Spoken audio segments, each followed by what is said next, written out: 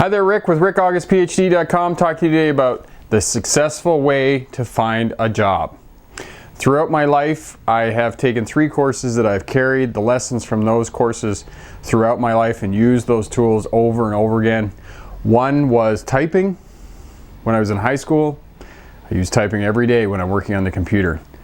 The second one in 1998, I took a course on how to find a job, and the last one was managing conflict in the family. How to find a job. 75% of jobs are not advertised. We're going to show you how to tap into the jobs that are not advertised and be successful in your job search. We'll be right back with that.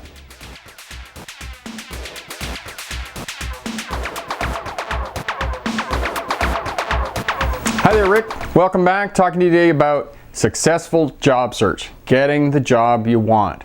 Whether you are being retrained, whether you've decided that you want to change career paths, you need to know how to find a job. First of all, and the most challenging thing for most of us, to figure out exactly what we want to do. So you have to figure out what it is that you want to do, whether you're going to take more education, get retrained, change career paths. You need to figure out what you can do.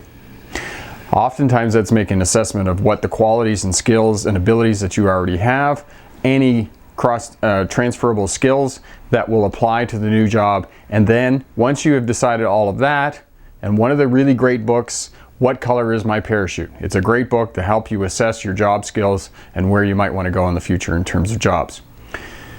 Once you've done that and you decide what kind of job you want, make a list of companies that you want to work for. And you need to cold call. 75% of the jobs available out there are not advertised, and in order to tap into that 75% of jobs that's not advertised, cold call. Now, if you're looking for a job, for example, as a truck driver, oftentimes you don't want to talk to HR. You want to talk to the operations manager because that's the person who's responsible for hiring. How do you get the operations manager's name? Fortunately, today, in this day and age of the internet and the World Wide Web, all of this information is available often on their website. If it's not readily available on their website, call the company, talk nicely to the reception, ask the name of the person that would be responsible for hiring for whatever job you want, and ask for the spelling of the name. Call the person and talk to them. But before you call them, make sure that you have your little spiel ready. Practice your spiel. When you call them, stand up. You'll project more confidence through the phone when you stand up as opposed to sitting down. Practice your spiel. Say it to your wife, say it to the dog, say it to anybody that will listen to you, because you need to practice your spiel, because you need to keep it about 2 minutes. Don't blather on. These people are all busy, especially operations manager. They got 400 fires to put out, and if you go on too long, all they're thinking is oh my God, I got to go and look after this, and I got to look after this. And this person just goes on and on. Okay? Practice your spiel, have it down exactly what you want. Call the person up, talk to them, say, hi, my name is Rick August. I'm looking for a job as a truck driver.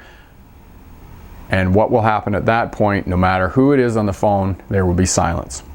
The silence is eerie, so know that the silence is going to happen. There's nothing worse than calling somebody up and that dead silence, and I think that's what detracts many people from not making cold calls. So know there's going to be a silence. Have your spiel ready, launch into your spiel. You're applying for a job as a truck driver, for example, and you just came out of driving school. Hi, my name is Rick August. I just took my 8-week course to get my Class 1 driver's license. I got the job.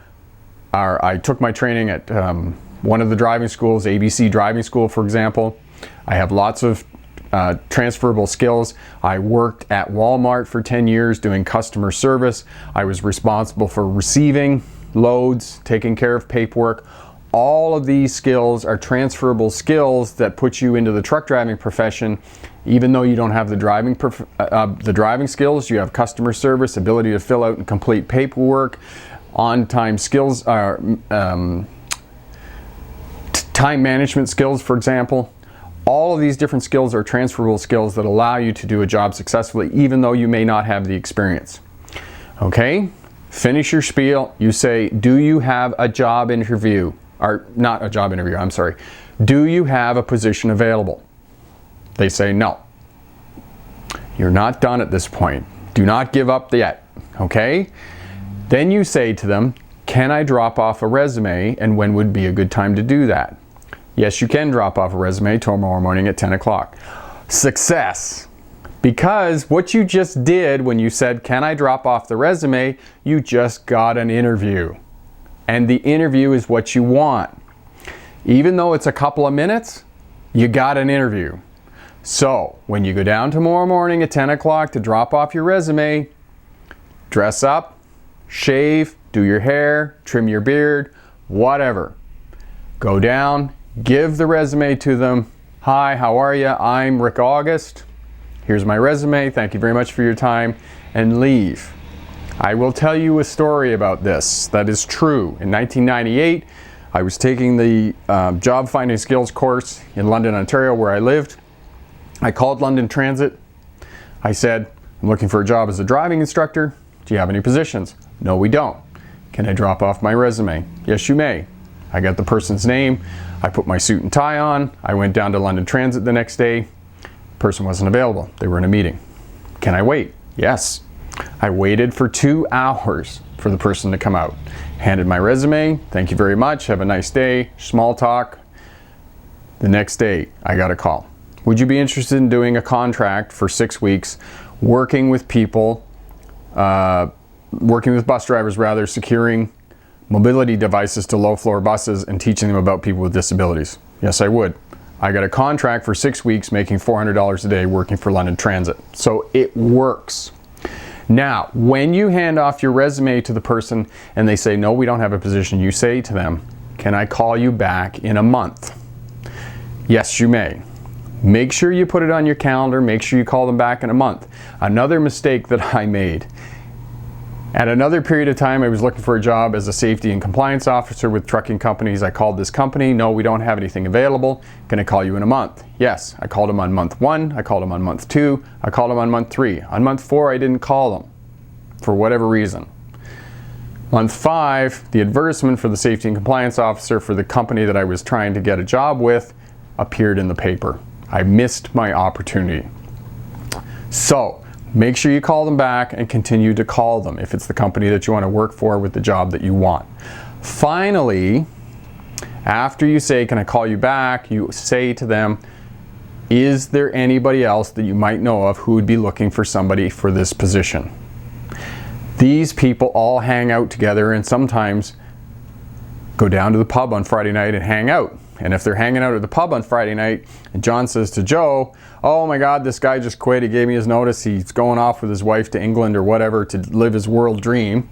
The other person says, well, I just met this guy today, would be great for the job. I'll send you his resume. So it works. People will pass on your resume to other people. They know other people in the profession. So ask if they know anybody else. Thank them for their time. And in really good cases, send them a thank you note for their time. People who get thank you notes, it sticks in their mind and sits you on top of the slush pile. Okay? I'm not saying not do all the other things that you need to do in terms of finding a job, filling out job postings online and newspapers and all that sort of thing, but cold call, talk to people, ask the specific questions. Call them up, talk to the person who's responsible for the hiring, give your spiel, ask them if you can drop off your resume to get that little mini interview. Ask them if you can call them in a month. Mark it on your calendar. Make sure you call them. And then finally, ask them if they know anybody else who might be hiring. Okay? I'm Rick with rickaugustphd.com. Remember, you can do it. Thanks very much for watching. If you like the channel, subscribe below. Have a great day. Bye now.